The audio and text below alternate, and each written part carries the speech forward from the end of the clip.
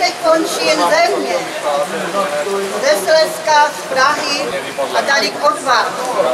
Jsme křesťané, jsme církev živého Boha. Díky Ježíši jsme spaseni a zachráněni. On z lásky k nám se vydal na kříž a zemřel tam, abychom my mohli žít. Ve vzkříšení máme ten nový šťastný život. Každý touží po lásce, každý touží po pokoji v srdci, každý touží po radosti a v život bez starosti. Tak je k tomu člověk stvořený ve víru Ježíše Krista. Já jsem byla kdysi ateista. Vyrostla jsem v komunistické rodině. O Bohu se tam nic nemluvilo. A jsem se vdala, mám 4 děti, 3 dcery a syna. Pak můj život šel cestou nemocí, protože hřích přináší život, smrt a začíná to nemoci. Nemohla jsem se hýbat a byla jsem rok v nemocnici. A mezi tím uvěřila moje nejmladší dcera. A ona říká, mami, pojď, budeme se za tebe modlit.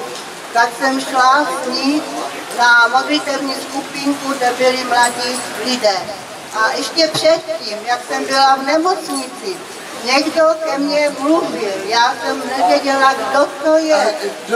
A říkal, co chceš být zdravá a chodit do práce, anebo nemocná mít důchod. Jako hodně lidí, které znám, z důchodu čerpají jistotu, že mají zdroj financí. Ale já se práce nebojím, chci jít do práce a být zdravá. Tak jsem to říkala paní doktorce. A ona říká, paní, buďte ráda, že to je, jak to je, počítejte do budoucna, že budete na vozíku. V duchu jsem si říkala, no díky za útěchu. Tak jsem přišla domů, tak jsem si lehla a v duchu si říkám, tak doktoři mi nepomůžou a najednou se mě vylítlo, jedině ty Bože. V tom jsem slyšela nádherný hlas, někdo na mě mluvil, nikoho jsem neviděla, ale přicházel pokoj do mého srdce. Tak jsem říkám, no někdo tu na mě mluví, nikoho nevidím, tak asi mi šibe nebo co.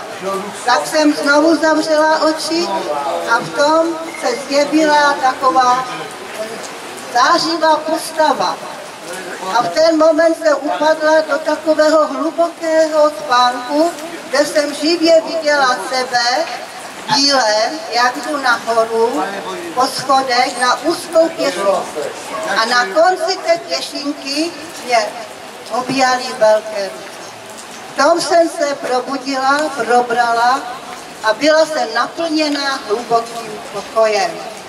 Každý, kdo se setká s Bohem, přijde k němu pokoj. Taková je pravda. A tu pravdu jsem poznala. Tak jsem byla na té skupince, modlili se za mě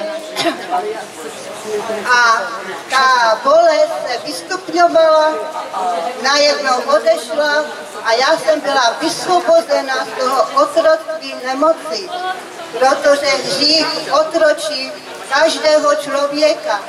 Otročí ho tak dlouho, až ho zabije. Ale je tu milost Boží v Kristu Ježíši.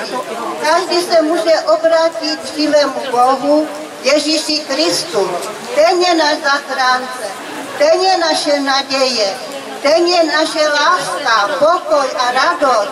Každý může žít na zemi v Kristu Ježíši šťastný život. Haleluja, chválme Pana, nebo je dobrý a jeho milosrdenství je věčné. Amen. Amen.